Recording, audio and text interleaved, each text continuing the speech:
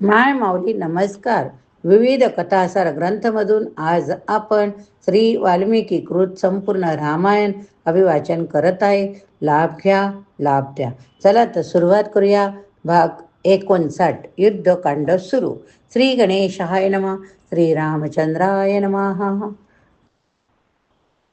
मागील भागावरून पुढचा भाग सुरू. दरम्यान विरूपाक्ष आपल्या रथातून उतरून हत्तीवर आरूढ झाला. बाणांचा वर्षाव करीत तो वानरांवर चालून गेला.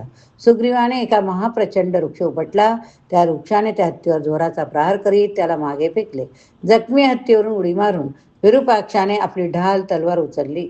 रागाने तो सुग्रीवावर धावून गेला. सुग्रीवाने धावून येणाऱ्या शत्रूवर एक प्रचंड दगड फिरकावला, पण विरूपाक्षाने तो दगड चुकवीत वानर राजावर आपल्या तलवारीने घाव घातला. क्षणभर भोवळल्यासारखे होऊन सुग्रीव जमिनीवर पडला. लगेच उडी मारून तो उठला. त्याने विरूपाक्षाच्या छातीवर एक ठोसा लगावला. त्यामुळे तो राक्षस अधिकच भडकला. विरूपाक्षाने सुग्रीवाचे चिलखत आपल्या तलवारीने कापून टाकले.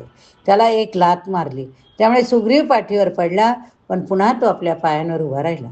जेव्हा त्याने त्या राक्षसाला एक जबरदस्त थप्पड द्यायचा प्रयत्न केला, तेव्हा विरूपाक्षाने ती थप्पड चुकवली आणि सुग्रीवाच्या छातीत प्रहार केला. क्रोधाने भडकलेला सुग्रीव प्रहार करण्यासाठी संधीच शोधत होता.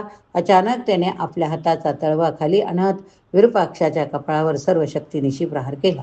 ताबडतोब त्या राक्षसाच्या शरीरातील 9च्या 9 छिद्रांमधूनही रक्त वाहू लागले आणि तो मृत होऊन पडला. विरूपाक्षाचा मृत्यू पाहिल्याने आणि अनेक राक्षस सैनिक गमावल्यामुळे रावण अधिकच क्रोधित झाला. त्याने शत्रूंचा पराभव करण्यासाठी महोदराला चेतविले. वीराप्रमाणे लढत महोदराने असंख्य वानरांचा नाश करण्यास सुरुवात केली. त्यांना सुग्रीवाच्या आश्रमाकडे धावायला भाग पाडले.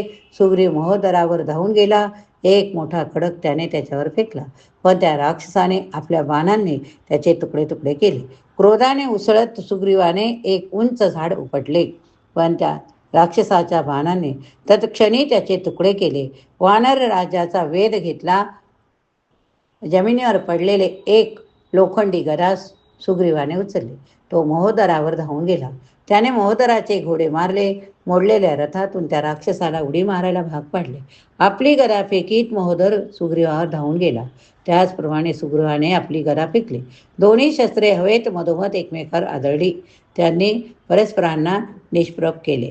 बाजूला विखुरलेल्या आणखी गदा उचलण्यासाठी सुग्रीव महोदर प्रयत्न करू लागले. एकमेकांवर ती शस्त्रे फेकू लागले. शेवटी ते दोघे अगदी जवळ आले. हातानेच लढू लागले. महोदराने एक तलवार उचलून सुग्रीवाच्या चिलखतावर खोलवर घाव घातला. तथापि ती तलवार क्षणभर अडकून राहिली. ती सोडविण्याचा महोदर प्रयत्न करीत असताना या संधीचा फायदा घेऊन सुग्रीवाने त्या राक्षसांचे मस्तक छाटले. आपला नायक गमावल्यानंतर महोदराची सेना घाबरून युद्धभूमीवर पळून जाऊ लागली. दरम्यान महापार्श समोर आला. त्याने वानर योद्ध्याचा नाश सुरू केला. आपल्या सैनिकांचा धीर खचतो आहे असे अंगदाच्या लक्षात आल्यावर त्याने एक जड गदा उचलली. सर्व बळ एकवटून ती महापार्शावर फेकली. ती गदा तो राक्षस त्याच्या सारथी याच्यावर इतक्या जोरात आलेले की दोघेही मूर्छित होऊन जमिनीवर पडले. जामवानाने मग एक प्रचंड खडक फेकून महापार्श्वाचा रथ विदीर्ण करून टाकला. त्याच्या अश्वांना ठार केले. त्यामुळे तो राक्षस वीर शुद्धीवर आला. तेव्हा त्याला जमिनीवरूनच लढणे भाग पडले. महापार्शाने ताबडतोब 3 बाण जामवानाच्या छातीत घुसवीत अंगदावर असंख्य बाण सोडीत प्रतिशोध घेतला. अंगदाने आपली लोखंडी गदा महापार्शावर फेकीत प्रतिहल्ला केला. त्या प्रहराने महापार्शाचा सोनेरी मुकुट खाली पडला. त्याचे धनुष्यबाण तुटले.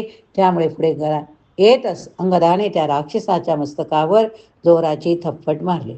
याने त्या राक्षसाला अत्यंत राग आला. त्याने एक कुऱ्हाड उचलून वानर राजपुत्रावर भिरकावली.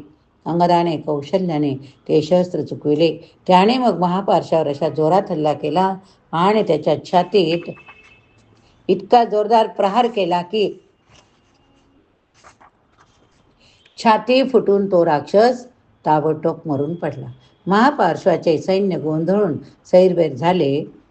तेव्हा वानर देवी देवता आनंदाने ओरडू लागले. रावण रागाने क्षुब्ध झाला.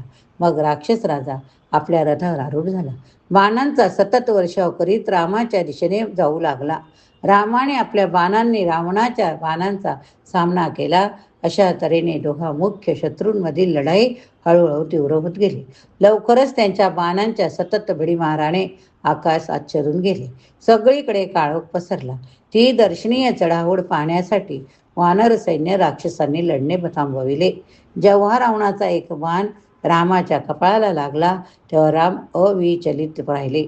त्यांनी रुद्रास्त्र वापरून प्रतिहल्ला केला.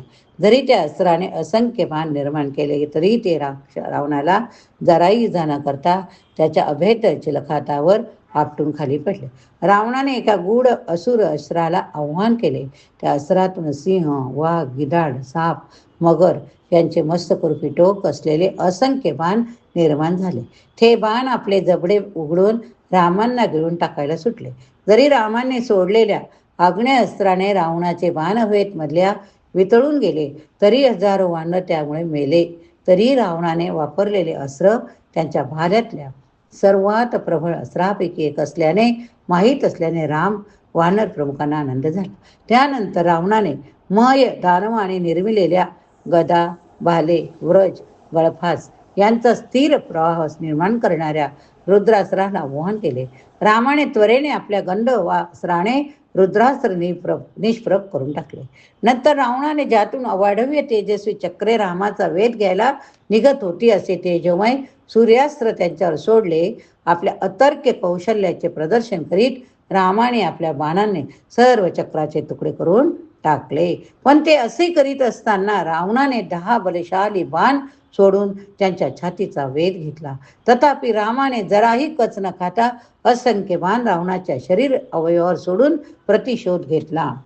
लढाईत युद्ध करण्याच्या इच्छेने लक्ष्मणाने 7 बाण सोडून रावणाचा ध्वज पाडून टाकला. दुसऱ्या एका बाणाने त्याने रावणाच्या सारथ्याचे मस्तक उडवले आणि अजून 5 बाणांनी राक्षस राजाचे धनुष्य विदीर्ण केले. नंतर विभीषणाने पुढे धावून जात आपल्या गदेने रावणाचे अश्व मारले. त्यामुळे क्रुद्ध झालेल्या रावणाला आपल्या मोडक्या रथातून उडी मारावी लागली. तेव्हा रावणाने रागाने विभीषणावर भाला फेकला. तेव्हा तो हवेतून उंच जात असतानाच लक्ष्मणाने आपल्या 3 बाणांनी त्याचे तुकडे केले. मग रावणाने मैदानवाने निर्मिलेला एक जादुई भाला उचलला. विभीषणाचे प्राण धोक्यात आहे हे पाहताच लक्ष्मणाने त्वरित एवढ्या बाणांचा वर्षाव रावणावर केला की तो हातात भाला घेऊन मतिगुंग झाल्यासारखा उभा राहिला. रावण लक्ष्मणावर ओरडला, विभीषणाला वाचवायचे धाडस तू केले आहेस म्हणून जो भाला त्याच्यासाठी होता तो त्याच्या वेळी आता तुझे प्राण घेईल. रावणाने सिंहासारखी गर्जना केली. तो जादुई भाला भिरकावला. तो जसा हवेतून अचूकपणे लक्ष्मणाच्या दिशेला झेपावला तसे रामाने त्या भाल्याचा निष्प्रभ होण्याची विनंती केली. तरी तो भाला सुमित्रानंदाच्या छातीत घुसला, जमिनीवर पडला. लक्ष्मण गंभीरपणे जखमी होऊन कोसळले. रामाने लक्ष्मणाची दयनीय अवस्था पाहिली. डोळे भरून येऊन ते पराकोटीचे निराश झाले. मग आपले तीव्र दुःख दाबून टाकीत रामाने रावणाच्या बाणांचा वर्षाव चालू असतानाही तो भाला लक्ष्मणाच्या शरीरातून ओढून काढला. भाल्याचे 2 तुकडे करून रामाने लक्ष्मणाला आपल्या बाहूत उचलले. सहस्र नयनाने त्यांना आलिंगन दिले. हनुमान सुग्रीवाला लक्ष्मणावर पहारा ठेवायला सांगून रामाने द्वेषाने जाहीर केले, दुष्ट रावणाच्या विरोधात मी आता माझ्या पूर्ण सामर्थ्याचे प्रदर्शन घडवीन. मी प्रार्थना करतो की लवकरच युद्धभूमीवर त्याचा वध होईल. वानर आता जाऊन पर्वत शिखरावर निवांत बसू शकतात. जगाच्या अंतापर्यंत त्याचा गौरव होईल असे जे आश्चर्यजनक कृत्य मी आता करणार ते या वानरांना देवी देवतांचं निरखू दे. रामाने द्वेषाने रावणावर हल्ला केला. आपल्या बाणांच्या वर्षावाने परस्परांना झाकून टाकण्यासाठी ते पुढे सरसावले. तेव्हा त्याच्या धनुष्याच्या टणत्काराने एक आश्चर्यजनक कोलाहल निर्माण झाला. क्रोधित रामाने लवकरच रावणाला इतके जेरीने आणले की तो युद्धभूमीवर घाबरून पळून गेला. राम नंतर लक्ष्मणाकडे गेले. अतिशय व्याकुळतेने सुशेनेला म्हटले, केवळ माझ्या जखमी भावाकडे पाहून माझे बळ लगेच निस्तेज होत आहे. लक्ष्मणाशिवाय माझ्या विजयाला काहीच अर्थ राहणार नाही. जर तो मरण पावला तर ज्या प्रकारे वनवासात तो माझ्या पावलावर पाऊल ठेवून आला तसे मीही त्याच्या मागोमाग जाईन. आश्वासक स्वरात सुशेन उतरला. रामा लक्ष्मण काही मरणार नाहीत. त्याच्या मुखावर ते तेज कमी झालेले नाही. त्यांच्या डोळ्यात अद्यापही चमक आहे. तथापि हनुमानाला त्वरित विशाल्य करणी, सावर्ण्य करणी, संजीवनी करणी आणि संधानी या वनस्पती आणण्यासाठी महोदय पर्वतावर पाठवायला हवे. या औषधाच्या उपचारामुळे लक्ष्मण ताबडतोब पूर्ण बरे होतील. हनुमानाने पुन्हा हिमालयावर उडी घेतली. तथापि महोदय पर्वतावर आल्यावर त्याला आवश्यक त्या वनस्पती ओळखू येईनात. वैतागून त्याने एकदा पर्वत शिखर उपटून काढले व ते शिखर आपल्या दोन्ही हातात धरून तो लंकेस परतला. ते पर्वत शिखर सुषेणाच्या जवळ ठेवत हनुमान विश्रांतीस्तव क्षणभर फोडला. म्हणाला, कोणत्या वनस्पती आणायचे ते ओळखू न शकल्याने मी संपूर्ण पर्वतच उचलून आणायचे ठरवले. सुषेणेने हनुमानाचे कौतुक केले. मग योग्य त्या वनस्पतीच्या शोधात तो गेला. त्यानंतर त्या वनस्पतीची पूड करून लक्ष्मणाला ती हुंगायला दिली. ताबडतोब लक्ष्मणाच्या जखमा भरून आल्या. लक्ष्मण उभे राहिले. रामाने त्यांना दृढ आलिंगन दिले व म्हणाले, तू बरा झालास हे माझे सुदैव लक्ष्मणा. तुझ्याशिवाय सीतेला परत मिळणे किंवा माझे आयुष्य वाचविणेही अगदी निरर्थक होय. लक्ष्मण उतरले. प्रिय बंधो, यापुढे अशा दुःखात फार काळ बुडून जाऊ नका. रावणाला ठार करण्याची, विभीषणाच्या लंकेच्या राज्यपदी बसविण्याची तुमची प्रतिज्ञा पूर्णत्वाला न्या. दरम्यान रावण दुसऱ्या रथावर आरूढ होऊन रामाशी लढण्याच्या उत्सुकतेने नगरातून बाहेर पडला. रामाने आपले धनुष्य उचलले. रावणावर आपल्या बाणांचा मुसळधार पाऊस पाडला. तथापि आकाशस्थ देवी देवता उद्गारले, हे युद्ध न्यायरतीने लढले जाते आहे असे दिसत नाही. राम भूमीवर उभे आहेत तर रावण रथावर आरूढ आहेत. या ठिकाणी हा भाग संपवूया. पुढील भागात पुढील युद्धकांड बघूया. जर श्रवण केले तर बोला जय श्रीराम व लिहायला विसरू नका. जय श्रीराम. श्रीराम जय राम जय जय राम. श्रीराम जय राम जय जय राम. श्रीराम जय राम जय जय राम.